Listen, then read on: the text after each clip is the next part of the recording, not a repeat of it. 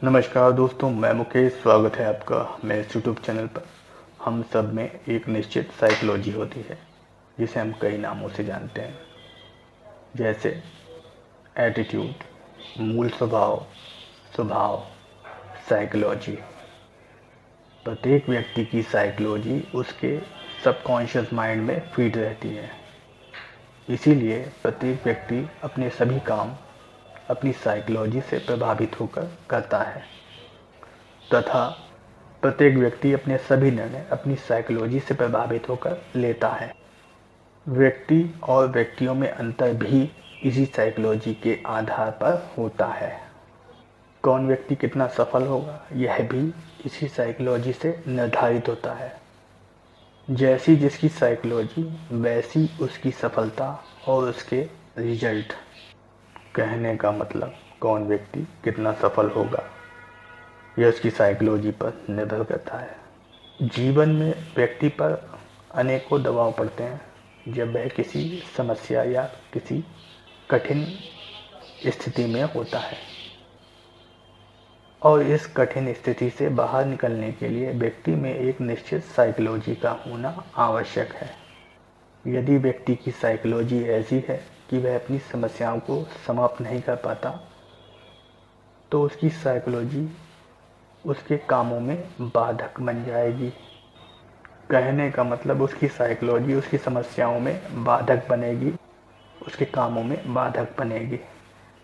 किसी भी व्यक्ति की साइकोलॉजी व्यक्ति को सफल या असफल बनाती है।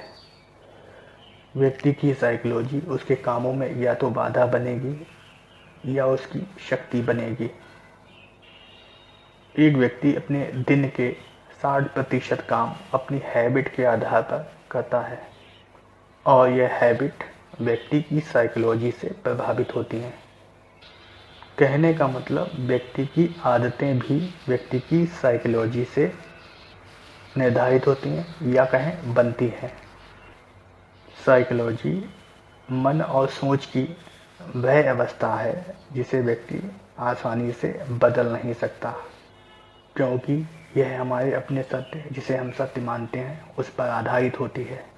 कहने का मतलब वे सत्य जिनको हमने अपने अनुभवों और ज्ञान से प्राप्त किया है, भले ही वह किसी अन्य के लिए सत्य हो अथवा झूठ हो।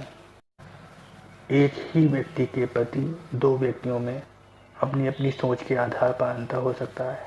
किसी काम के प्रति दो व्यक्तियों में अपनी सोच के आधार पर अंतर हो सकता है। कहने का मतलब किसी भी वस्तु, व्यक्ति, काम या निर्णय लेने से पहले व्यक्ति अपनी साइकोलॉजी से प्रभावित रहता है, और इसी आधार पर वह सोचता है, समझता है और अपने निर्णय लेता है, और किसी भी काम को करता है, चाहे वह गलत हो अथवा सही हो।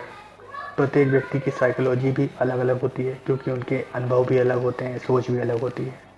उदाहरण से मान लेते हैं, कोई ए व्यक्ति है जिसे बी और सी व्यक्ति जानते हैं और उसके कामों को जानते हैं।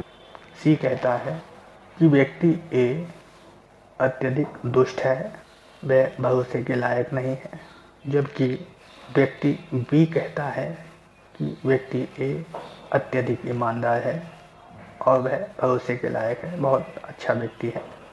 दोनों व्यक्तियों की बातों से पता चलता है कि दोनों व्यक्तियों के अनुभव उस व्यक्ति के प्रति अलग अलग हैं।